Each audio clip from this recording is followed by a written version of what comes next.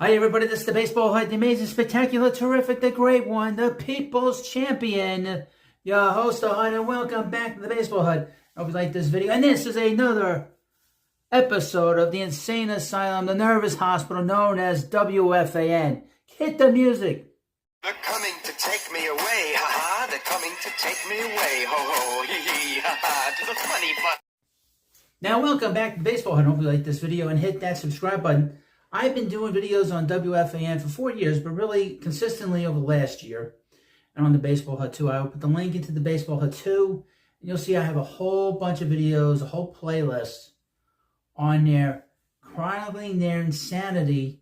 They're attacking our favorite team, America's team, the New York Mets, over the past year. In particular, the mid-morning show of Brandon Tierney and Sal Licata, who I like to call the Coconut and the Spaz.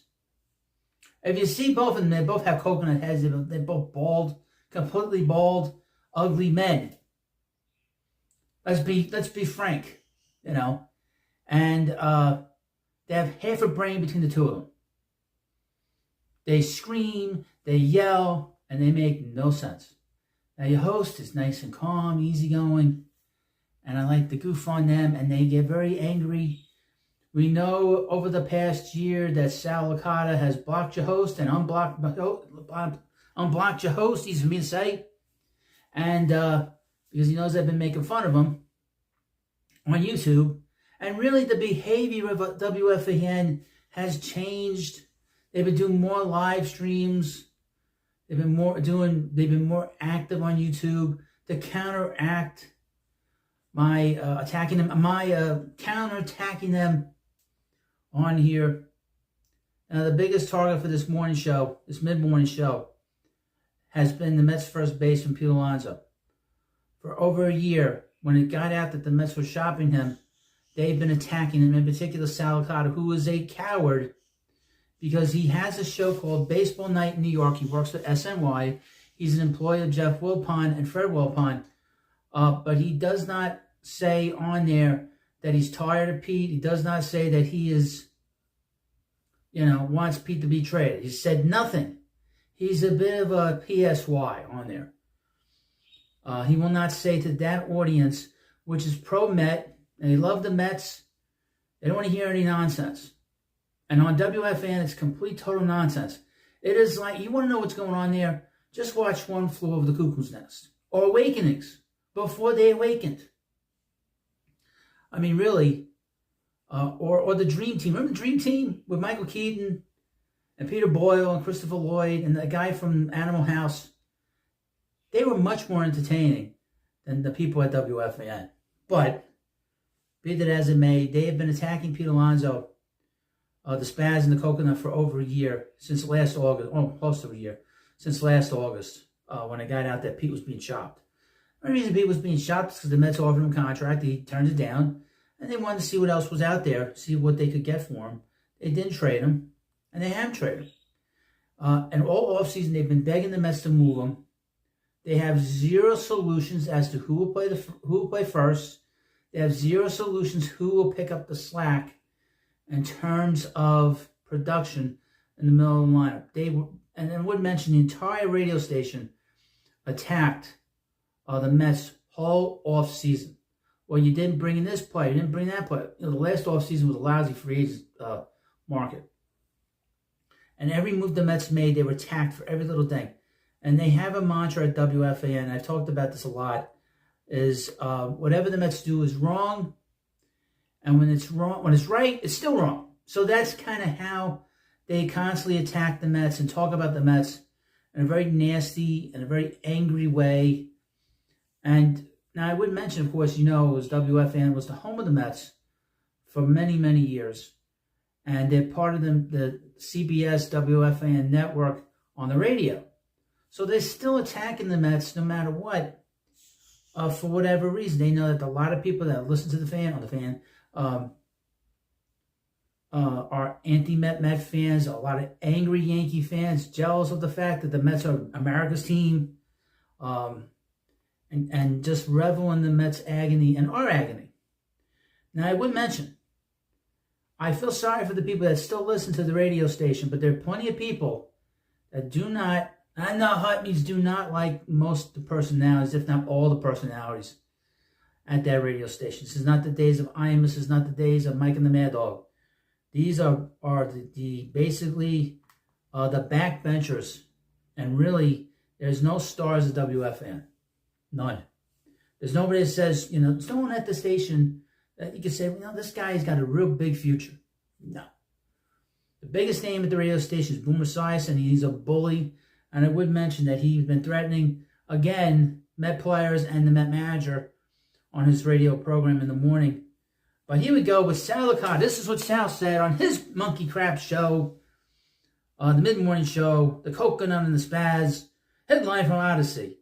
Now, they haven't posted a lot of stuff on Odyssey because they know I pay attention to this stuff. Headline: Sal ready to move on from Pete Alonso. Calls him out for not giving teammates all-star love. Didn't he move on from Pete Alonso last year? All of a sudden, I had enough of this guy. All right, let's see. Pete Alonso is going to the All-Star game and he'll be a participant in the Home Run Derby. And as of Thursday mornings, he only selected to the Midsummer Classic. And that's not Pete's fault. That's Major League Baseball's fault. Many argue that the Mets had other players more deserving of the honor, particularly Francisco Lindor and Brandon Nimmo. But Major League Baseball could have selected Alonso to get in the Derby, which he's won twice already. The Spaz said the way Alonso has handled the All-Star nod highlights his lack of leadership and would have liked to hear the first baseman publicly campaign for Lindor or Nimmo to get the selection over him.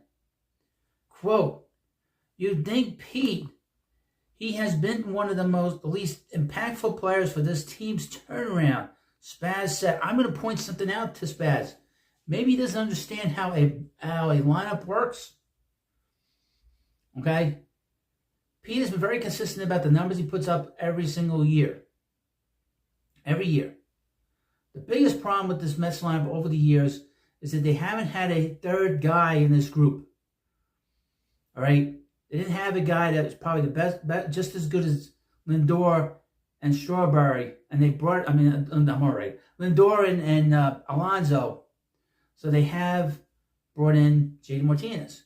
Transformed this Mets lineup. When you have a big hitter, it is like a domino effect. Okay? We saw this back in the 80s with Darryl Strawberry. After Darryl left in 1990, the Mets were terrible. Prior to Darryl coming there, they were terrible. When you have one hitter in your lineup that everybody's watching, making sure that he doesn't beat you, that has a cascading effect throughout the entire lineup. That one player can affect everything else. It's called protection in your lineup. Just like JD Martinez was protection for Pete, Pete is protection for most of everybody else in that lineup. He's the one guy you don't want beating you because he can wreck a game with one swing of the bat. Spaz doesn't understand that because he doesn't understand the game. Let's be frank. He just screams on the radio. He's been desperate to get attention for 20 years. He was always a weekend guy, a fill-in guy. And now he's starting to move ahead in life. But you would think that Pete Alonso, after being wrongfully selected to the All-Star game, while acknowledging he was excited to go and participate, he could have very easily said the way he would handle it as a leader in an All-Star and one of the faces of the franchise is by saying it's a great honor to be selected. I don't think I'm having a great season. I wish I was having a better season, but I'll take it. Who should really be going is Lindor and Nimmo. He didn't say that. To me, it just came across as selfish. But that's what you've been saying for over a year.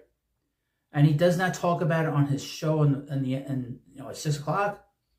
He doesn't get into too much detail on his radio program. I don't know why he won't say it. I don't know what the problem is. But this is what WFAN does. Quote, "I'm not trying to make a huge deal out of this. No, but you talked about it on your program, and the app Odyssey is highlighting it. So it is a big deal. But that's how I feel. If you were a leader and you were not selfish, you would handle this differently." Now, I would point out, the Mets are a half a game ahead, percentage points ahead in the wild card, the third wild card. So the Mets are there. So what does Sal want the Mets to do? What does Spaz want to do? Sal says it was selfish act by Alonso to not give public respect to his teammates, and furthers his belief that the Mets would be better off moving on, whether it be via trade this summer or let him walk in free agency this winter. Again, trying to trade him.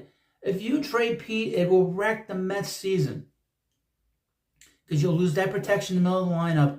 And what does that say to us as Met fans that like Pete? I love the way he hits, the way he carries himself.